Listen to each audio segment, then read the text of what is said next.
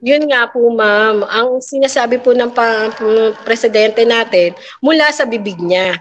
Pero hindi po nasusulat as executive order. Kasi nga po, iba naman yung sinasabi ng Pangulo doon sa inilalabas ng DOTR at ng LTFRB. Kasi ang nangyayari, sabi lang ng LTFRB, extension mula doon sa hanggang noong nakaraan nga po, di ba, hanggang March na lang dapat yung prangkisa ng mga hindi pa nagre-renew, hindi pa pumapasok sa consolidation. Tapos dahil nag-strike, o nagsalita yung mga tsuper na mag-i-strike sila, nagkaroon po ng pag-abante, June na.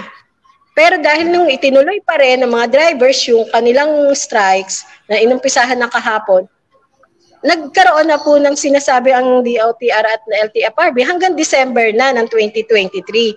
Ibig sabihin na ano po sila, nako-corner po sila, nasasandal sila sa pader ng mga jeepney drivers at parang sinusukat nila gaano rin ba katotoo sa mga salita yung mga drivers. Napatunayan nila, kinasa talaga ang transport strike kahapon. No? Kaya parang nambubuhos na lang ba sila ng malamig na tubig doon sa nag-aapoy na damdamin ng mga drivers at sinuportahan ng sasakyan ng kagabi, kahapon. Yes, kami may tanong ko lang po, no?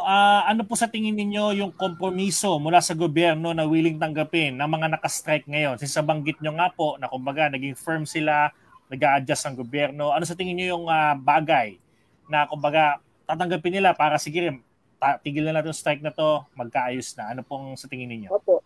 Yun talaga po, sir, pangunahin. Executive order mula sa presidente para ibasura ang PUB phase out. Yun lang po talaga.